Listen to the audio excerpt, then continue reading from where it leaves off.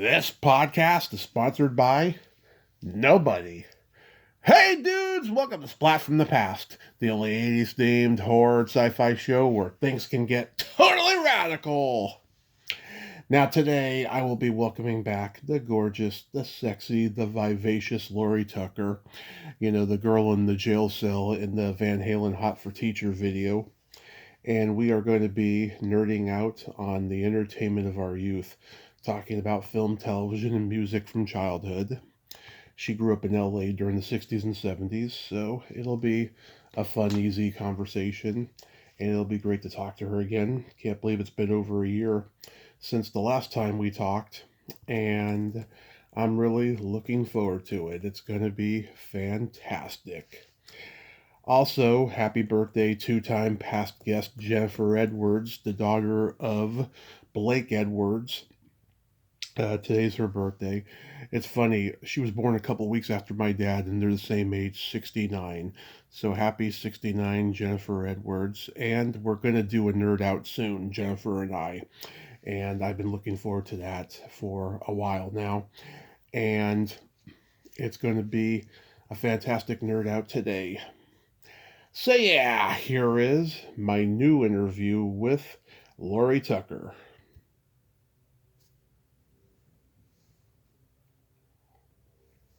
Hey Lori, welcome back. How are you today?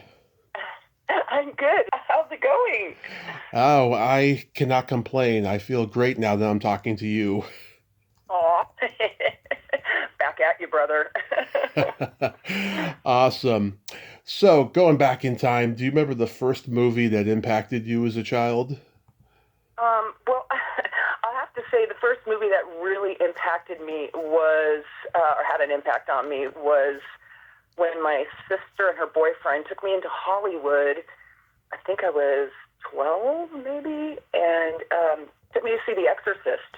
Oh, And being Catholic, raised in a Catholic family of 9 kids and all of the, Catholic superstition and everything, yeah. and, considering that it was set up around that and the priests and it just blew my mind. So that stuck with me, but it stayed my favorite horror movie of all time, for sure.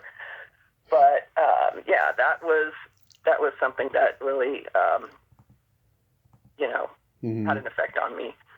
My dad and my stepdad went to see that movie in the theater when they were teenagers, and Right. they both told me they were kids, like, running out of the theaters to go vomit. It was scary, scary. It was so scary. And I have to say, I waited and waited and waited for any of my kids to see it, too, because I thought it was going to freak them out. And even though I thought maybe they'd be a little desensitized after, growing up in that time Mhm. with all new special effects and everything, that it wouldn't, and it scared the hell out of them too. So, Yeah. so good job. I actually, years later in the late 70s, I Mhm. was doing a theater league in Hollywood, Mhm. and the director of it had gotten invited to William Peter Blatty's house. Oh. It was his birthday, and he had a number of people there. It was a little party. I ended up sitting, and there was probably 50 people there. Yeah. Somehow I ended up in his study. He had these 2 big brown leather chairs. I was in one, he was in the other, and I told him how much it scared the hell out of me, and, being Catholic and the whole thing. And then I started to tell him I said it really affected me because we lived in this one particular house where some weird stuff happened. Yeah. And he was so interested in that. We sat there for almost an hour. He had me telling him my ghost stories from a house I lived in, which was crazy. But Wow. yeah, Was he a nice right? guy? Was he a nice guy? He was very nice, very calm, and it's just how kind of you would expect the writer of The Exorcist, I think. And also, Jason, who plays Father Damien, Mm-hmm. he was part of that theater league. And now, as I recall, that is why we got to go to William Peter Blatty's house. Yeah. So, yeah. Yeah. Oh, that is awesome. Yeah, Right. that's the only horror story the guy ever wrote. I guess when you write The Yeah. Exorcist, that's the only horror story you need to write. Right. It's going to be really hard to top that. Really, really hard to top that. Yeah. Yeah. What movie genre did you gravitate toward the most growing up? Um, I I really, during the 80s, I think I really, really just loved pop culture. I loved Ferris Bueller's Day Off. I loved The Oh, Goonies. the I loved The best. Terminator. I loved, Yeah. Aliens 2 was one of my, I've watched that movie about 1,000 times. Trading Places. So I think that pop genre, I think with like buddy movies, things like that, Yeah. really loved. And of course, sci-fi wise, Back to the Future, Yeah. E.T. is one of my all-time That's my favorite favorite movies. movie of all time, and that was the first movie I fell in love with. I just Yeah, think it's great filmmaking, and it's so much more than a popcorn movie. It's a very special movie. I think it's so well written, you it know. is so well written, and I just watched it recently again, Yeah, bawled my eyes out, and just went, God, this movie just stands the test of time. it does. Always. It's a movie that Yeah. always will. It's so Yeah. great, you know. Yeah, I think sometimes we watch things in our childhood, and years later we go to watch it again, and sometimes it just does not live up to that. Yeah, That those feelings and emotions, and or the quality of the movie, etc. But the good ones are the good ones for a reason, and they'll always be. yeah. I mean, I love all movie genres, but like horror and comedy were always my Yep. favorites. I'm sure Yeah. I'm sure you remember. Besides The Exorcist, I mean, when you were growing up, there were so many groundbreaking horror movies like Night of Yeah. the Living Dead and Texas Yeah. Chainsaw Massacre and Halloween. Yes. They were all game changers. Yes.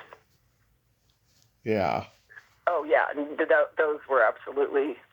I love that too. And you mentioned talking about comedies, and that for me as well. Loved Trading Places with Eddie Murphy. yeah. And there's a movie, I don't know if you've ever watched it, because I rewatched that recently too, and it's from '97, I think, but it was Bill Murray's The Man Who Knew Too Little. Oh yeah, I remember. That movie is so good, and you don't hear a lot about it, so I think a lot of people kind of missed that when it came out. I don't know. It's so funny. It's so what a great concept. I think they did it a little later. It's like Malibu's Most Wanted or something, way like 20 years later. They kind of took off on that. But Yeah, I had worked with Bill on Scrooged. oh yeah. I'm not on. I don't end up on camera, but they had hired three of us models when Bill has to give that big speech to all the workers and everything, Yeah. and because Richard Donner wanted him to have a lot of I don't know, be motivated. Yeah. He hired three models from the top modeling agency in Los Angeles, but as well as acting, because he had to be a Screen Actors Guild. So Hmm. we were on the set and standing there, and he kind of gave the speech to basically us as well. We were standing like right in front of him, but you don't see us. But I remember him, in Los Angeles, there's Pink's Hot Dogs, and Oh yeah. he had this really cool convertible Cadillac. And he came into where we were hanging out, and he said, "Hey, anybody hungry?" And we're like, "Yeah." So he got in his car with his assistant and drove off and brought us back hot dogs, French fries, and sodas from Pink's Hot Dogs. That was Wow. really cool. And I have one of my own Polaroids I took of him eating a Pink's hot dog and holding a beer. So that's like one of my favorite. That's a good movie too. But Yeah. what are some of your favorite comedies? Oh my God. Animal House. Um, God. the Jerk with Steve Martin. Oh yes. Caddyshack. Oh yeah. Those are all great. Yeah. Yeah. Love all of those. Yeah. Remember the Groove Tube?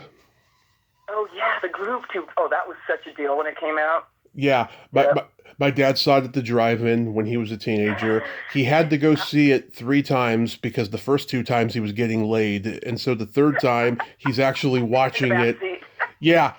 and he's loving it when he sees it the third time. And so, like, when I was 11, me and my dad watched it when my mom wasn't home and just loved it.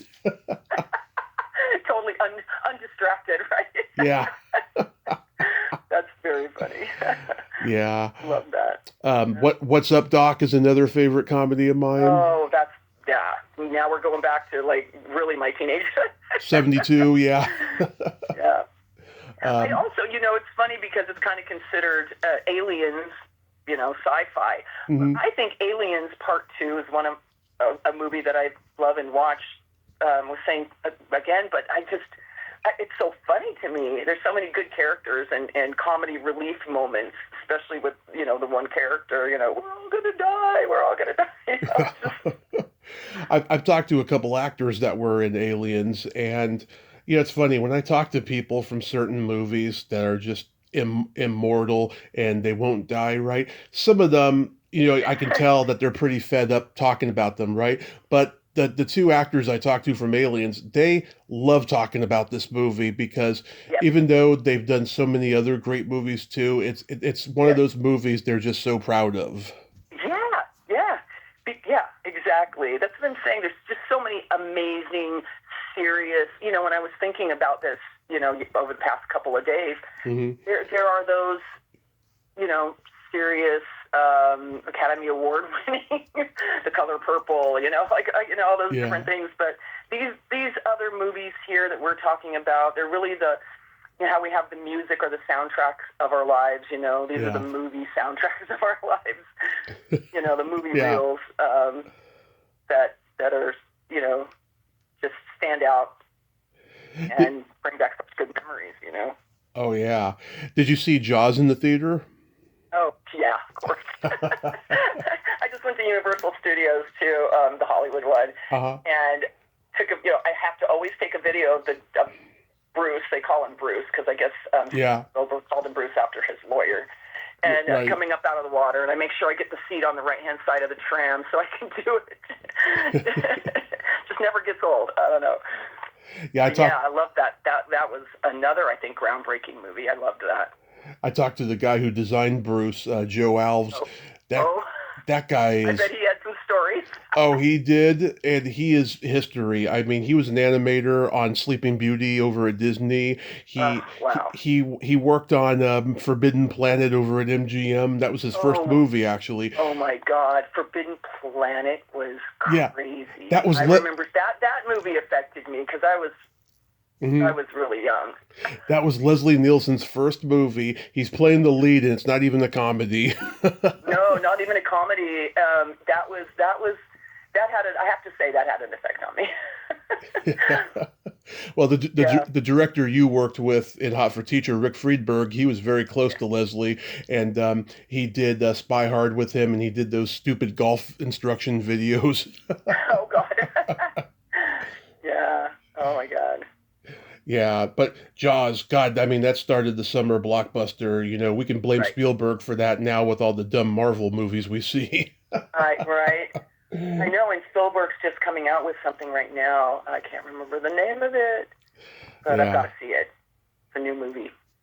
Have you seen that at all? Have you seen previews or anything? No. Yeah. Go check that out. I mean, I don't think I've been very disappointed with anything he's come up with. And I always think when I'm on the tram ride at Universal, I always think of the story of him jumping off the tram and then going into the bungalows and meeting people.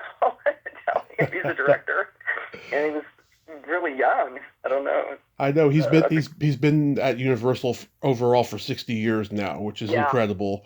It is, yeah. Remember Really crazy. Remember in the 70s when there was all the redneck car chase movies? Oh yeah. Yeah. Gosh, what was that one with? Oh gosh. Was it Smokey and the Bandit? Yeah, well, those, yeah. I was thinking some of the little indie ones kind of at the time. I can name some. Macon County Line. Yes, yeah, like that kind of thing. Grand Theft Auto. Again, Michael Vincent was on it. Was it the... White Line Fever. White Line Fever or something? Yeah, White Line Fever. yeah, stuff like that. Yeah, Yeah. Dirty Mary, Crazy Larry. Oh yeah, God. uh, Yeah. Oh, yeah. A Con lot of good ones. I don't remember. Convoy. Like, Remember yeah. Convoy, Chris Christopherson? Yeah. Yep. Yep. Bobby Joe and the And Outlaw. That was a favorite of yeah, mine. that was good. Yeah, that was really good. Get to see Linda Carter naked. Yeah. Yeah. That. In her prime too, right? Oh yeah. And her friend in that, Belinda Belaski, she's been on here a bunch of times. She's great. And Oh, nice. she's nude in the movie too. Yes. Did Do you you even remember the movie at all? Did you like Kind of hard to remember that. Yeah. Did you like Um, Did you like Mel Brooks? oh God, I love Mel Brooks. Yeah, Blazing Saddles and Young Frankenstein? yeah, yeah. Oh yeah, so good. Yeah. God, I miss a lot of the actors that were on there that are no longer with us. Oh yeah. So sad, Kenneth Mars, he Happy. was great with the wooden arm. Yes. Yeah, exactly. Oh Terry my Garr, God, Blazing Saddles. I always just remember her like, kicking the guy off the stage. yeah. Madeline Kahn. God, Are you in show business? Get off the stage. we lost her way too young, Madeline Kahn. Yes, I know. Yeah. Did you see the Mel Brooks documentary? No, I did not. It's on HBO. It's a two-parter. I friggin' love it. He had me cracking up in the first few minutes. He's talking about when he was in the army during World War II, and the interviewer says to him, "How were you treated differently for being Jewish?" And he yells, "You Jew bastard! How's that?"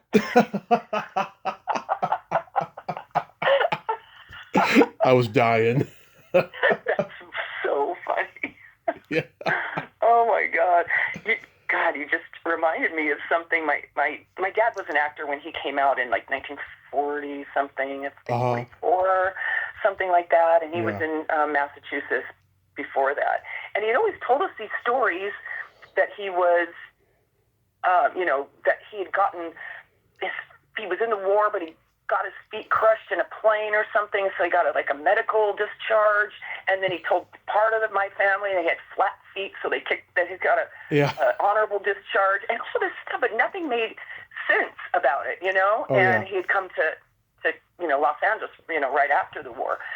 We recently, over the past couple of years, have been seeing some bits and pieces of stuff, and finally, my sister and her daughter, and then when I was there, we pulled everything up. My dad was a B-17 bomber pilot. Right. And he always loved all the war movies, and he loved the video games when they first came out. He was always playing the bomber videos, and he'd always take us to the Van Nuys Airport when they'd have the air shows, and say, this is the Zero, and this is this from the war. And I just, his obsession with that. And he also had major claustrophobia and a little bit of PTSD, a little stuff. It makes so much sense now, you know. And he was awarded the Congressional Medal of Honor.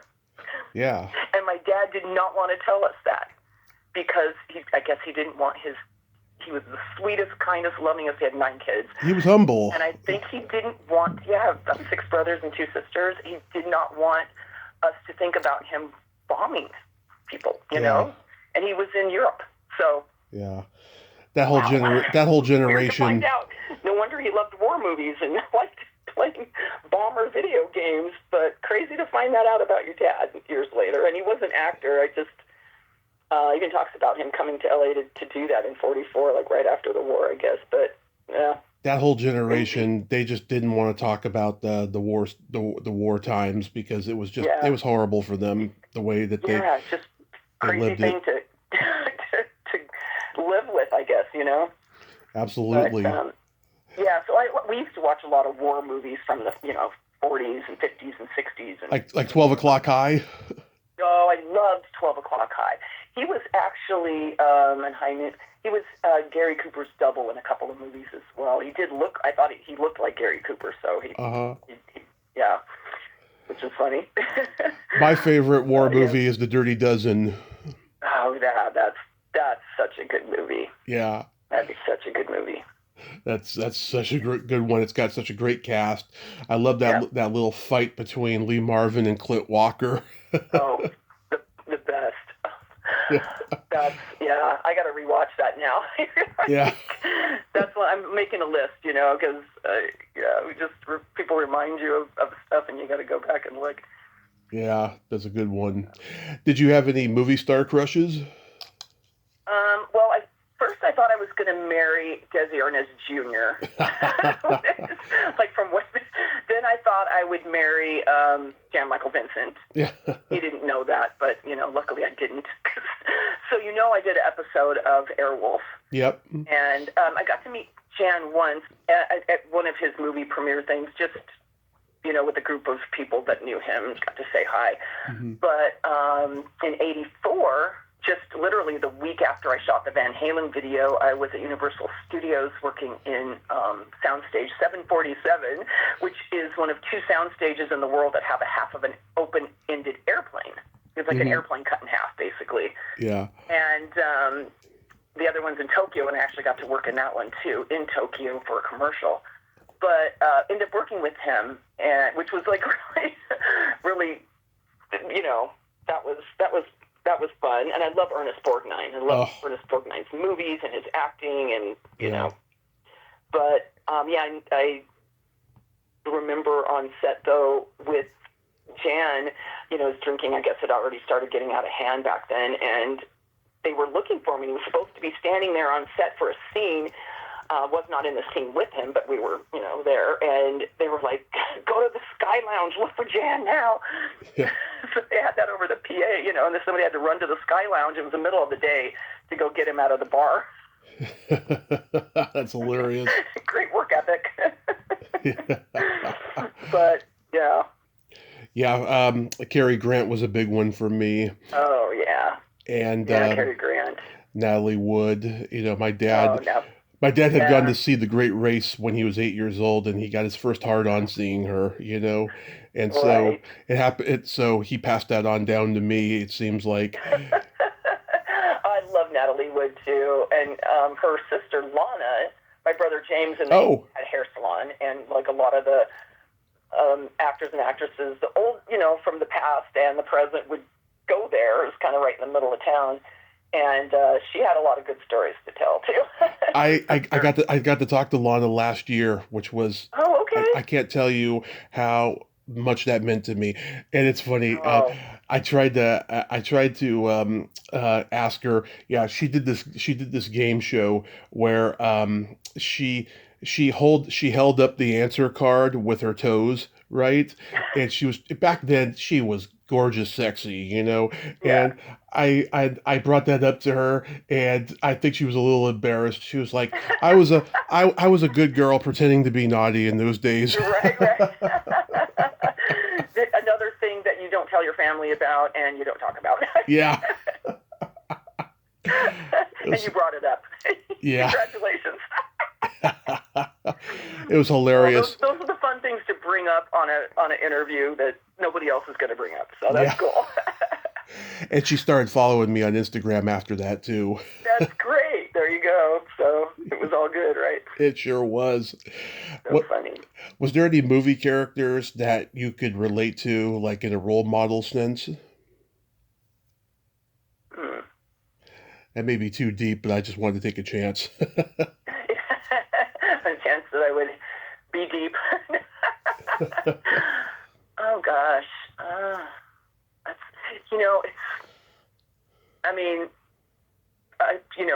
just loving the arts and loving media and being a part of it too. I think it's almost like picking children when you have to pick movies and pick music. Yeah. It's like, who's your favorite child? I'm like, I can't do that. Sophie's Choice. I don't know. There's been a lot of, strong, amazing, women figures in movies, like, Sigourney Weaver and all the Alien movies, so badass, and, Yeah. So it's I don't know. It's hard to say. Yeah, because for me, like there was a couple, Peter Sellers and being there, because like him, I have autistic spectrum, and like I can just influence people just by saying the simplest things, like he could, you know. Right. Right. Um, there's that. What? Oh, go That is. ahead. Yeah. And then there's Party. and then One there's of my favorite Peter Sellers movies. oh yeah. That's the best. How wait till I get butter de num num, butter de num num. Yeah. You could not get away with that movie today.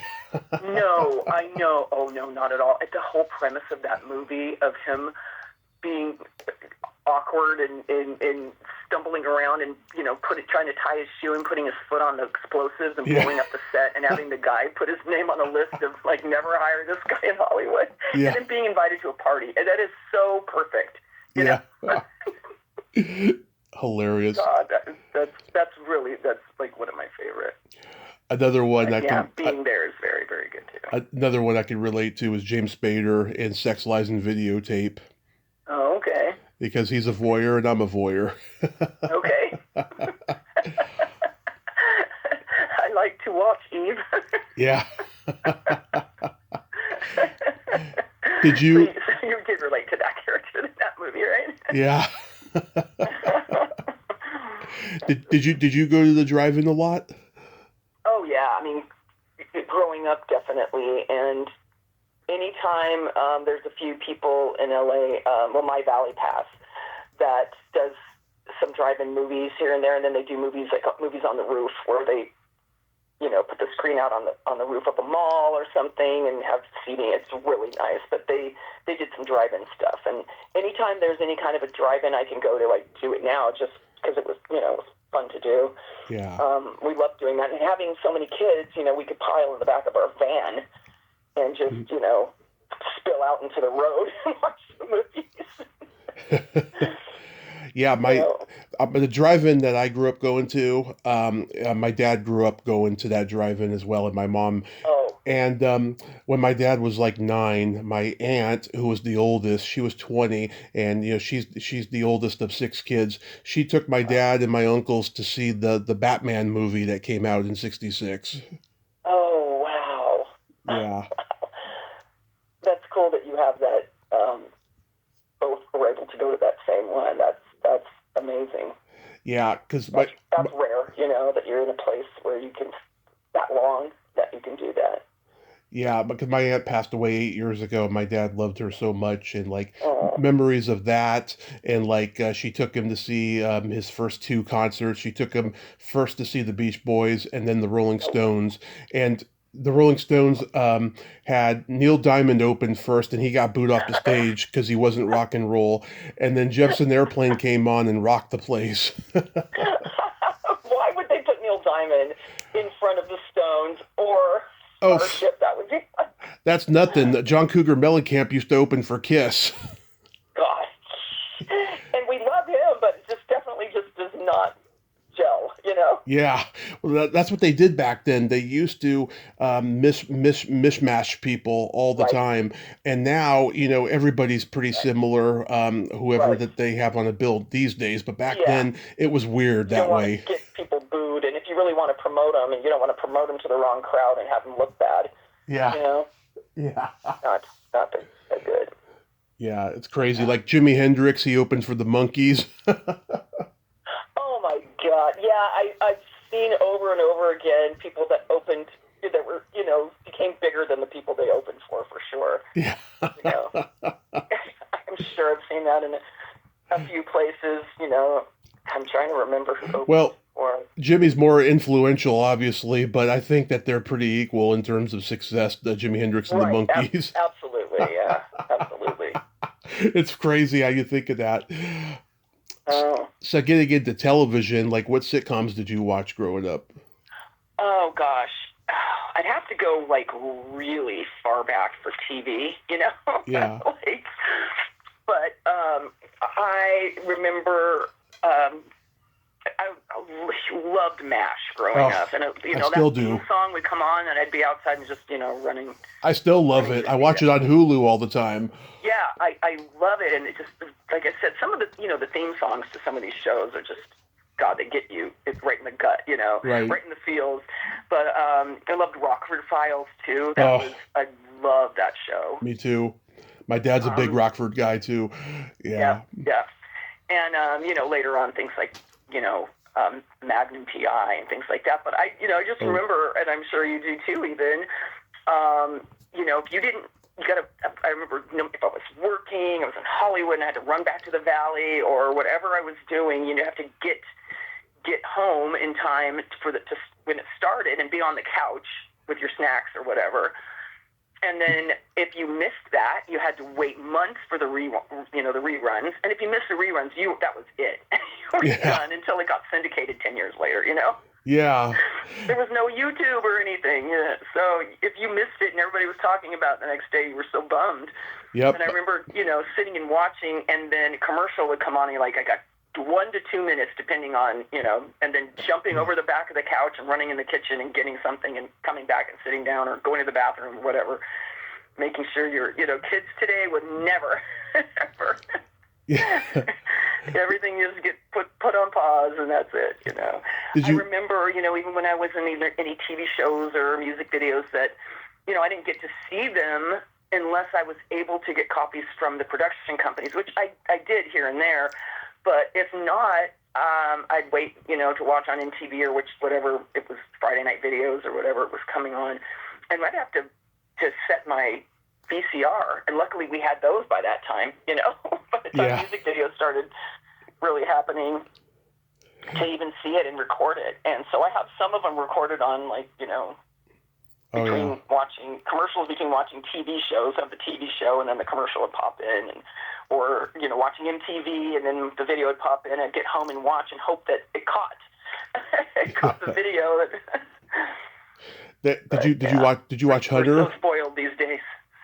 Did you watch Hunter? Did I watch what? Hunter with Fred Dryer. No, I don't think I did. That was my favorite cop show, and I've been binge watching it on Tubi lately.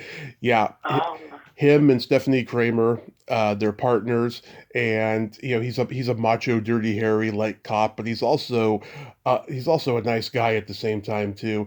And she's a tough female cop, and they do a lot of flirting. They give each other shit all the time, and she always goes undercover as like a hooker. Or one time she was an Irish model, or one time she was a heroin addict, and she committed to playing a heroin addict. She had no makeup. She was sweaty, and she was like, "Please, I need it." It's so funny.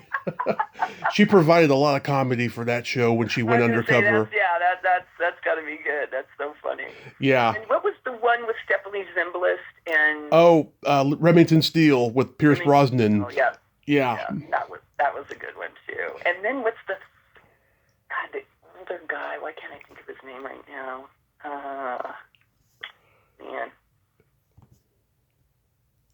Man, can't think of his name. And I'm seeing his face, and by this time he had gray hair and everything, but he was an older actor. And it was like that. He worked with a female character, and he was a detective or something. Well, there was Scarecrow and Mrs. King. Oh, yeah, that was good, too. That was Bruce Boxleitner and Kate Jackson from Charlie's Angels. Right. That was very good, too. And Charlie's Angels was a good show, too. I liked watching that. You know what's funny about that show? I've interviewed a lot of people who guest starred on there, and they all told me they were fans of that show until they worked on it. The girls were so catty and mean to them. Isn't that terrible? Yeah. They were shooting once at CSUN, Cal State University, Northridge, and happened to be on the street behind with some friends. It just was, got stores and stuff all around there. And we saw the big group of people, and then we saw some cameras and lights and stuff like that. And they were filming, and we got to go over there and watch a little bit. But I didn't have any interaction with anybody. And it's so true. It's like never meet your heroes. You could be disappointed, Yeah, because sometimes. Yeah, because what they liked about it was that they were empowering women to be badasses on TV, but then when they meet them, they're just miserable bitches. They're all competing for the same amount of screen time and all that shit. Right? Yeah. It's sad. You meet people, and sometimes you have these preconceived notions of somebody that's going to, you think they're going to be so nice and so, kind. Yeah. And sometimes you think, oh, they might be really off-putting and or snotty or whatnot. And people like, Eddie Van Halen, who was like rock god of the century at the time, in his prime, and he was the most down-to-earth, sweetest, nicest guy with a smile on his face, always laughing, Yeah. And I didn't expect that. Well, you see him, he's always smiling, but I don't know, I expected maybe not, but he was. And I remember thinking, I did a Dwight Yoakam music video, don't ever tell, but that's hilarious. And because he's Southern and it's country, you always think of a good old boy down home. No, not at all. Oh, he was a jerk? His whole band and his people around him and his roadie guys, weren't really roadies on the set, but, manager people. I was talking to his main guy. His name is Punkin. That's not his real name, but goes by Punkin. And I was standing there talking to Pumpkin, and we'd been laughing and talking, and I said, well, you know how it goes, Pumpkin. And he was walking by, and he looks at me, and he goes, it's Pumpkin, not Pumpkin. He was really irritated. He walked up, I'm like, damn. And then Pumpkin goes, just ignore him. That's how he is. Oh, my God. I was like, okay. Okay, Dwight. Yeah. Johnny Cash there, buddy. Did you watch the Kroft Brothers shows? Oh, yeah, of course. Oh, yeah. Yeah. All those... Land of the Lost and Sigmund the Sea Monsters, HR Pup and stuff. HR Pup and stuff. What you do when things get rough. Yeah, I love the theme songs. But I love Land of the Lost. That was really, really cool. That was my favorite. They did a reboot version when I was about 8. That was the first time I became aware of it, and then I saw the original later, and I was like, the original is way better than the reboot. Yeah. I remember the original, and I remember being really excited to watch that. And it's so funny. I have this older brother, Ralphie. He's the oldest. He passed away a few years ago. I'm sorry. But he was just the consummate big brother, and he would sit on his knees. And when we watched Saturday morning cartoons, and my brother Tommy would get one knee and I'd get the other, and we'd lay our head on his knees and watch TV. And he would sit there the whole time, and, his legs must have been so numb, but he was the best, and watch, all that stuff, and, Wacky Races and and Scooby-Doo and all the things that were on in that period. So when I think of watching cartoons, I always think about that. Yeah, so like what Saturday morning cartoons do you remember seeing? Well, like Wacky Races I really loved. It had Penelope Pitstop and Snidely Whiplash and all those guys, and Scooby, Yeah. Of course. My sister ended up working my sister she's retired now, but she was a cartoonist. She worked on Scooby-Doo and all the Hanna-Barbera things. She worked at Warner Brothers, has a Filmation, Ralph Bakshi, Don Bluth. Oh, yeah. And like everybody, and Bill Melendez, who I got to go in. I remember Charlie Brown. Yeah, all the Charlie Brown stuff. She called me and because I think when I would be on my interviews or doing a job in Hollywood, it was a row of little houses on Larchmont Street, and that was all the production company for that. And she called me in the morning, luckily before I left, because there was no cell phone or anything. She goes, hey, Bill wants to know if you would come in, because he used to take us to lunch a lot. And pretend you're working here because some Japanese clients are coming in here. And even though we're working all the time, we want to make it look like we're really busy. So I came in and I painted a Charlie Brown, which I still have a cell, and had gloves on and painted and did cell cleaning and stuff like that while the clients came through. But she worked on Pinky and the Brain and all that stuff. But I remember she had come out of Hanna-Barbera, which was on Cahuenga Boulevard. So Ventura Boulevard turns into Cahuenga when it goes into Hollywood from the valley. And she was pulling out of work in her VW, and this RTD bus hit her. And she wasn't, badly injured, and the car was messed up and everything. And it took a few years, and finally they're in court, and I go to court with her. And she was really kind of like timid and nervous and everything. And the lawyer was asking her questions.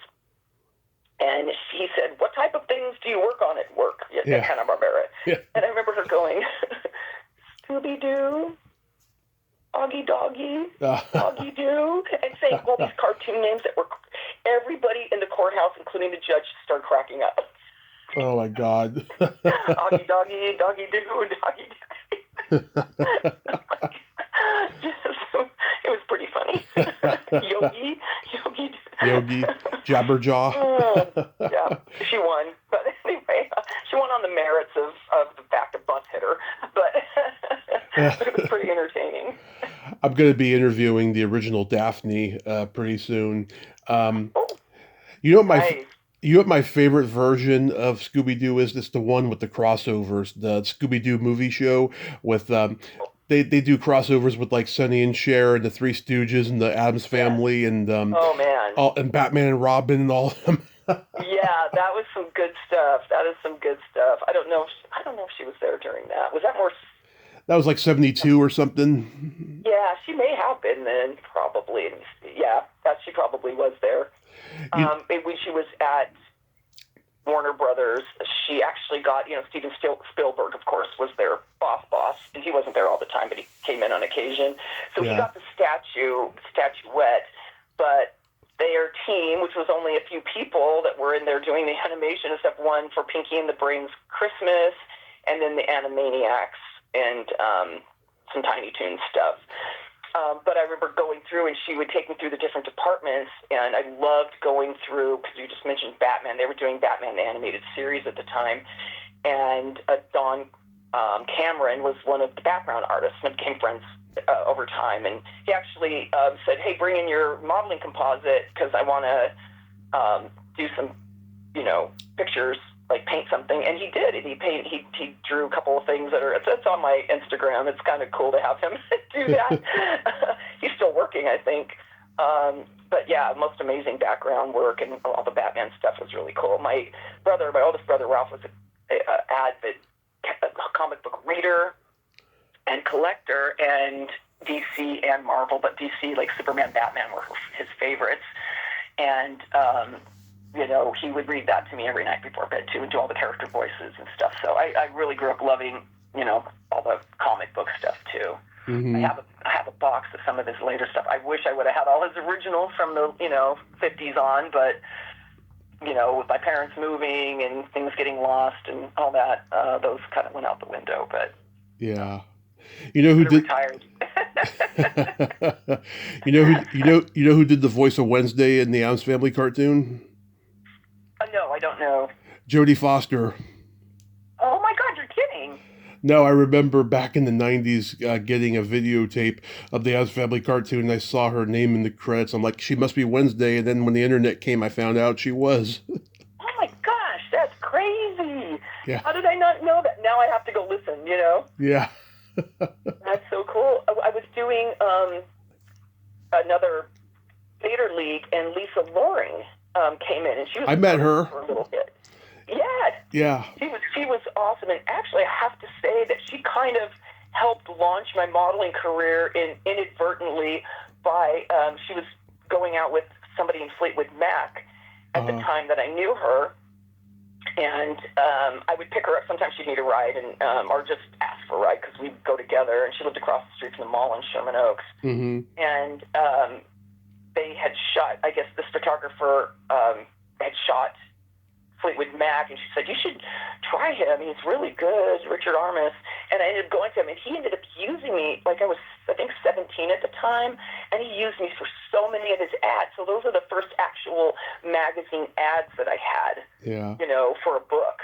And so when I went in to get an agent when I was like 17 and a half, I actually had magazine ads already without even having an agent. So she inadvertently helped launch my modeling career.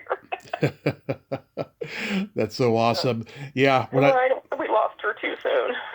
I know. When I met her, it was 2017 at Monsterpalooza, the horror convention, and she looked healthy. She was nice. And then about during the last year she was alive, my friend met her at a con, and I could not believe how bad she looked. I was like, wow, it's only been like 7 years by that point. And I was like, wow, she looks really bad, really bad. Yeah, that's too bad, isn't it? God. Yeah. Really too bad. And she really, knowing her for a couple of years there, she was very nice and so helpful and accommodating and, all that kind of stuff. So that's really sad to hear. But yeah. Growing up in LA, did you have the Z channel? Yes, of course. Yeah. Yeah, on TV, Z, all that stuff. And of course, that was back in the time. I don't know if you could still do it, probably, but when I lived in an apartment, Mm-hmm. When I came back from Europe the second time, and you just steal your neighbor's cable by going in the closet and digging a little hole and finding the cable. The landlords of the building lived below me, and I was, had gotten into their cable, so they were paying my cable bill. I'm not going to get arrested, am I? Is it the statute of limitations gone? No, it was the 70s or whenever that was, Right. Do you have any favorite Christmas movies? Oh, yes. I love Miracle on 34th Street with Natalie Wood. Oh, that's the best. Yeah, that's the classic all time. I love Bad Santa. Oh my God, that is such a good it's so bad it's good. Yes. Yeah. The first vacation move, the first Christmas Vacation. That's probably my favorite. It's as far as more recent, Yeah. A Christmas Story. Right. Those are like the favorites of mine. And I love, of course, horror Christmas movies like Silent Night, Bloody Night, and Deadly Night. And yeah. I just got the Krampus, a pillow that had Santa and Krampus on it both. Yeah. Pretty cool. It's my new Christmas edition. Those are great. I like those too. There's one that was made in Finland, and it's called Special Export. Have you ever seen that? Export, no. Special Export. You could look it up and try and get the subtitle.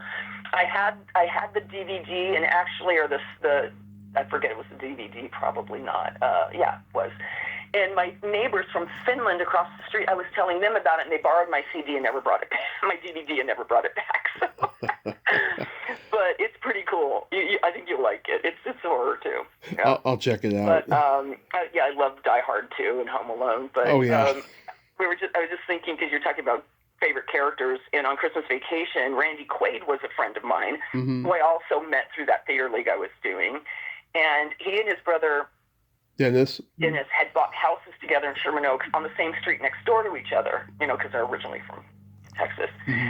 And so Randy became a good friend of mine and my family, and he'd come to some stuff. And I think it was Christmas of '78, and I think it was right before he did Christmas Vacation. If I'm not, before he did Christmas Vacation.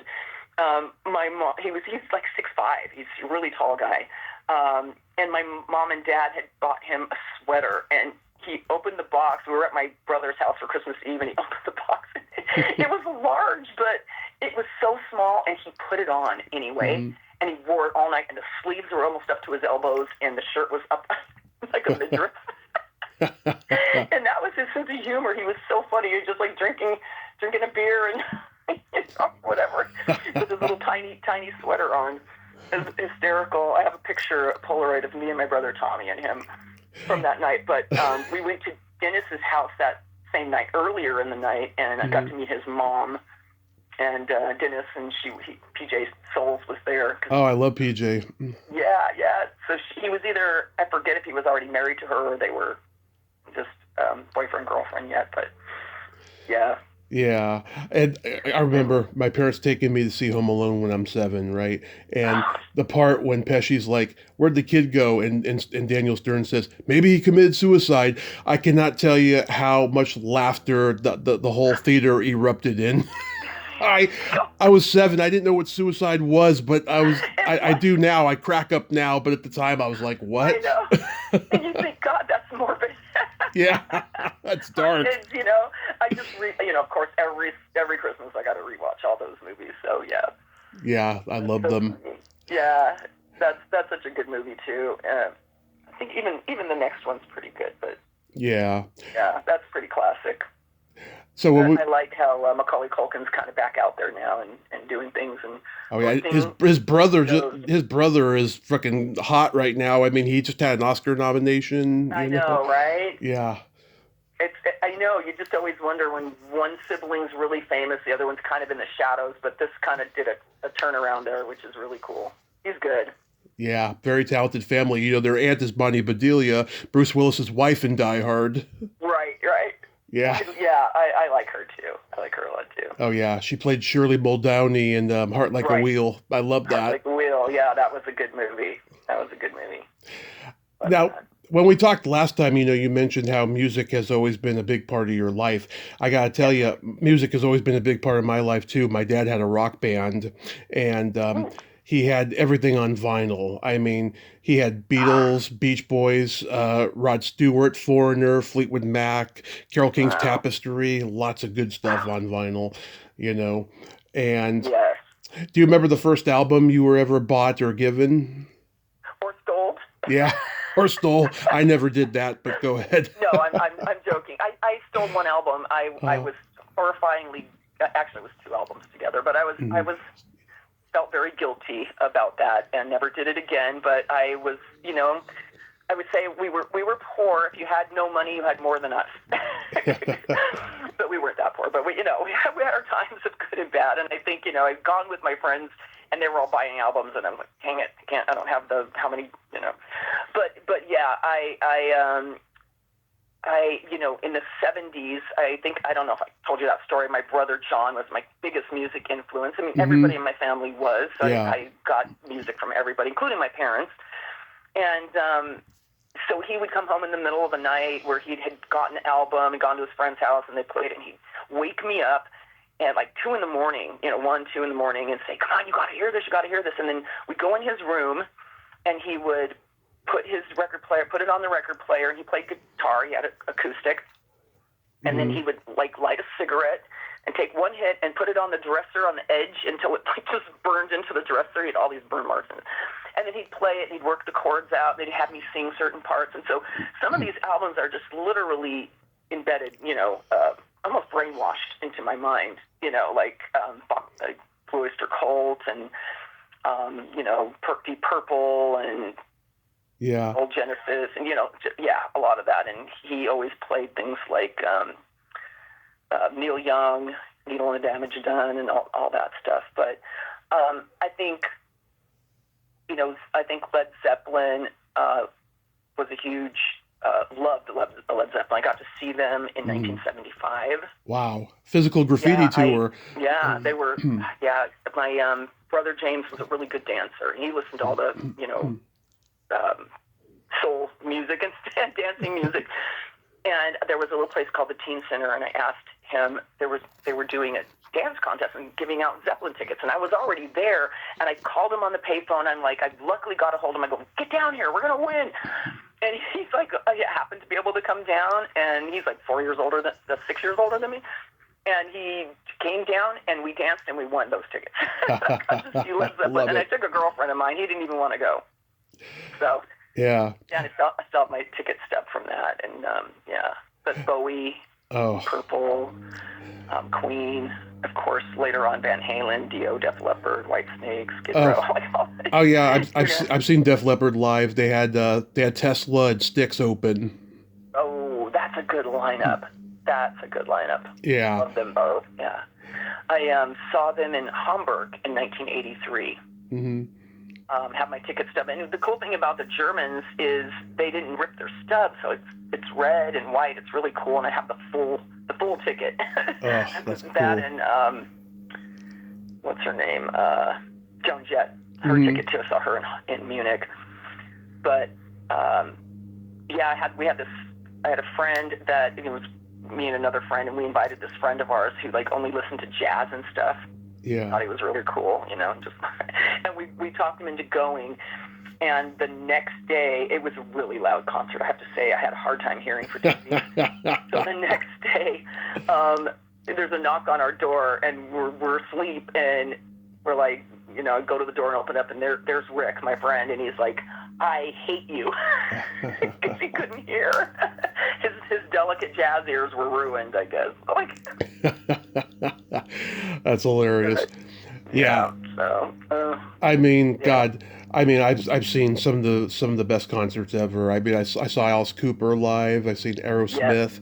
I've seen Night Ranger and Dario Speedwagon twice. Nice. Foghat almost made me deaf. The feedback on their stereos was so damn loud. My ear was ringing for a month. Isn't it funny? Like some bands, they're like, "What, man?" Yeah. I saw Scorpions. Tesla opened for them.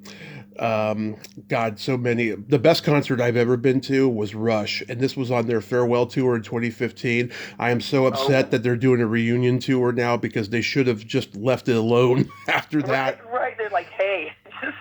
Yeah. But I think they do that to promote it and make everybody come, and then they come back again. I love Rush, but my brother Tommy's favorite band is, Rush, and I got him tickets a couple of times to some of the shows. Yeah. Yeah. What would you say are like the best live hard rock albums? Live. God. That's hard to say too, isn't it? Because sometimes I have a list. In a compilation, there's one song that's like freaking mind-blowing, but then on another album, they might have two really great ones, Yeah. Oh, man. I mean, in my list, I love The Who live at Leeds, Kiss Alive, UFO Strangers in the Night, stuff like that. I love UFO. And The Who, I've seen The Who several times. I love the Quadrophenia album is one of my all-time favorite albums, too. I saw them 10 years ago. It was just Roger and Pete, and they were just cracking us up. They were just so funny, doing shtick between songs, Yeah, no, they're so funny. What's up with Roger Daltrey? He is in such good shape for his age. Kind of like Bruce Dickinson jumping off the stage 3 years ago. I saw, Iron Maiden. But Roger Daltrey's always nice. I'm always sorry. I'm always telling a story. But my sister's a hairdresser, and my brother had hair salons and stuff. So I had like 4 hairdressers in my family. But my sister my nephew was little. He's like 27 now. So I call her and I hear somebody singing that kid song, Bob the Builder. There was that TV show, Bob the Builder. Can we fix it? Yes, we can, or whatever. And I'm like, who is that? She goes, oh, Roger. And I thought it was this other Roger that we knew who's a drummer. And I said, oh, tell him hi. She goes, no, Roger Daltrey. So Roger Daltrey and his wife used to come into L.A. and go to my sister's house to have her do their hair. And I'm hearing him sing a kid song, Bob the Builder, can we build it? Oh, I thought that was great. Do you remember your first makeout song? It was Ozzy Osbourne. It was Iron Man. Iron Man. Oh, Black Sabbath. Yeah. Yeah. It was not Ozzy, but Yeah, Black Sabbath. Black Sabbath. Yeah. Mm-hmm. Mine was Janet Jackson's "Love Will Never Do Without You" when I was 12 years old, and it led to my first heavy petting experience, which was fabulous. Oh my God, that's great. Yeah. Oh, I love it. And full disclosure, she was a squirter. Oh my God, Jesus. Well, it's funny because I did her music video with her brother Jermaine, and we shot at A&M Records on La Brea. And during one of our breaks, we played an all-girl band. I was playing the trombone. I don't really play the trombone, but he goes, "Hey, come on over here. My sister's doing rehearsals," and we, like, 4 of us ran over there and got to watch her rehearse live in a little studio. Like in a little, that was kind of fun. It was like 86, 7, something like that. 80, I'm not sure. That's when she started to blow up. Was like in 86. Yeah. Mm-hmm.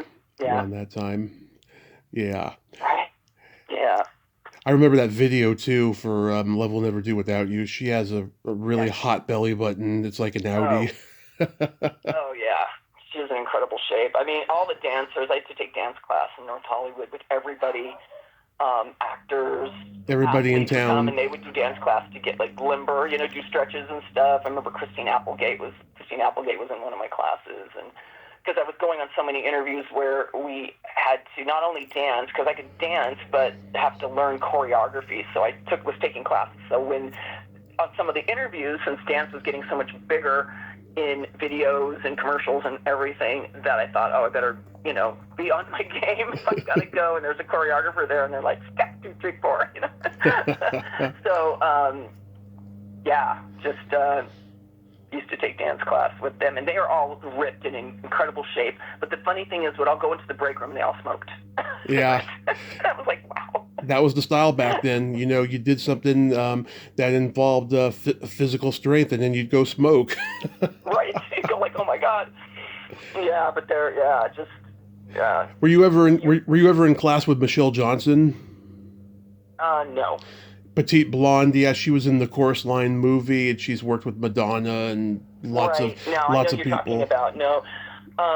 You know, was it Danny Ortega used to come in and Kenny and Ortega? Yeah. Yeah, yeah. And check out the, you know, some dancers for some stuff and things that he was working on. He would just go in and, you know, see if there was somebody he liked or thought would be good for a project or something like that.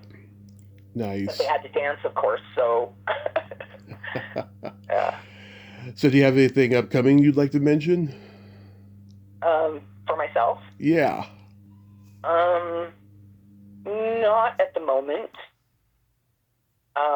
You know, I've hosted a few shows and things like that this past year, but I just not just right now. No, I'm selling all my stuff. I'm selling all my collection. I've been working feverishly for the past month of getting. I am such a pack rat, and from the '80s on, all the way until recently, I just collect pop culture memorabilia. Ooh, like what? So I've been putting everything on eBay. So I've had either Terminator 2 doll, I have my Michael Jackson and MC Hammer, I have Star Wars, Lord of the Rings, I have Rugrats and Wild Thornberries, I have New Kids on the Block and Spice Girls. Ooh. Just it's such an array of things. I'm putting together my Star Wars stuff because yeah, some of it's out of the box. Most everything I have is still collectible in the box kind of stuff. So been doing that, and I'm just I've been lugging. I don't know how I lugged all of this around through all the years I've lived in Europe, lived in apartments, lived here, lived there, moved.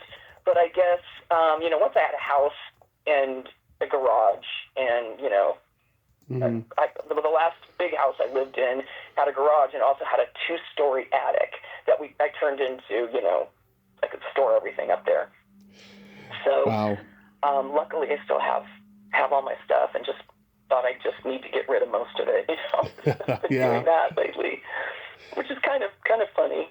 The things people still want, and some things you think are going to be worth a lot aren't, and some things you are completely shocked that people want to pay a lot for. So it's been kind of a eBay learning experience.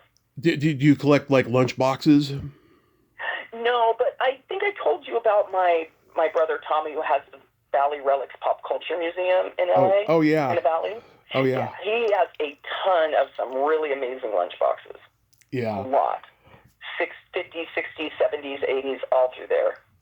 But I did not. I think I have had a few in the past, but I don't have any right now. Yeah, when I was a kid, I think let's see, I know I had a Teenage Mutant Ninja Turtles one. I may have had a Jetsons one too.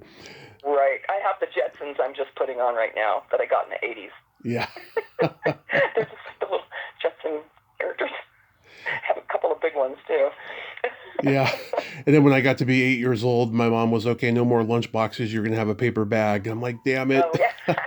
I want to be the cool kid. Right. That's funny. Yeah. Remember the old board games of TV shows? They had I Dream of Jeannie and Dukes of Hazzard board games. Yes. Yeah. Oh yeah. I have a Cheers one. Oh, that's so cool. That's really cool. I'm me, my head's going that's got to be worth something. Yeah. It's, well, when I went to a convention years ago, George Wendt was there, and I was going to bring it for him to sign, and I didn't bring it, and I regret it to this day. I met him; he was very Oh, nice, but dang, that would have been so rad, it right? would have been, yeah. I don't know why I didn't do God, it. I'm sure, yeah, that would have been awesome. We could kick Yeah, ourselves for all the, VHS and vinyls and 8 tracks and things that we, gave away or gave to Goodwill or whatnot, and now we're recollecting everything. yeah. I have a few vinyl records, and I have a Ghostbusters laser disc. Oh, I've never even owned a laser disc player, but I just have it because it's a collectible. you know. that's funny. But hold on to that thing. Oh yeah, I'm not letting it go. I mean, I'm a Ghostbusters kind of guy, and I want to keep Yeah, it. yeah, yeah. I know there's things that I will not sell or get rid of. That they're just mine forever, and my kids will inherit all my junk. But luckily, my kids, some of them collect the same things I do, so we got that. One night, we're yeah, one night I'm walking home and I find some vinyl records on the ground and I picked them up. Nobody claimed them, so I just went home. There was a Wham album, there was a Culture Club album, and a Duran Oh my Duran god! album. I was like, yeah, these are mine. Wow, yeah, what a score! Yeah, I work on my friend Patrick Warburton, who's an actor. yeah, He's done yeah. Seinfeld and all that. Seinfeld. Yeah, Yeah. so he's done this St. Jude's Children's Research Hospital fundraiser every year. We just did it, actually. It made $4.3 million for the Hmm. kids. I work on the auction. I'm on the auction committee. So one year, I don't know, maybe about 5 years ago, we were putting everything out, like thousands, hundreds of items and things, and there's a little table, and there's a stack of albums. I think there was like 6 of them, and I look, and they're signed, and nobody, like, what are they even doing here? And so I went over to the thing, and I bid on it, and it was like a small amount, like maybe $40 or something. I just think people didn't know those were up for auction, and they ran out of Yeah. room. We ran out of room on the tables, and somebody stuck them there. But I think what happened is when they have sound check, because Alice Cooper always headlines the music jam night that they have, and some other people, I think they got them signed and brought them in and stuck them on the table and didn't tell us, But it was logged in there. So I got them for $40 and signed Alice Cooper, signed REM, signed Steve Cropper, signed Wow. Eagles. Hmm. Don Felder had signed that because they were all playing on that thing. So yeah, I got like 6 signed albums for like $40. That is cool. That is so cool. Right? Yeah. It's You're always li- fun to have something like that happen. you're living the life with memorabilia. Yes, trying to get rid of it, but some of it. But those are the things too that I'll keep forever too. Real quick, I got a couple jokes for you. Okay. You know the difference between a golf ball and a G spot? What? A man rather spend 20 minutes looking for a golf ball. Right. It's true. It's true. That's true. Why is tofu similar to a dildo? Why? They are meat substitutes. Well, you've just given me 2 more jokes for my arsenal. Yeah. I knew you'd like that one because I know you're a vegan. Right? Exactly. Yeah. Oh gosh, I thought I heard it all too. Right? Yeah. A new tofu joke. Yay! So funny. Lori, I love you. Thank you for coming back on and nerding out with me today. This was so much Yeah, fun. thank you for having me, Tommy. It was a blast. Always a pleasure hanging with you. Always a pleasure hanging with you too. We'll do it again. And Okay. until then, keep on rocking on and have a great rest of your day and be safe. Thank you. You too, brother. Thank you. Talk to you again. Bye. Bye bye. Well, there you have it. Lori Tucker. Ain't she a sweetheart? Oh my God. I love talking to Lori. I love her energy. Love her stories. Yeah, she's got stories for every occasion, and I fucking love them. They're so entertaining and fun and funny. And I love hearing about her family, especially her brothers. Well, one's a dancer, and and a couple of them are hairdressers. That's cool. That's a colorful family. That is so awesome. Well, until next time, this is Tommy Throwback Kovac saying There's no shame in living in the past because the present sucks. Later, dudes. I got it bad, so bad. I'm hot for teacher.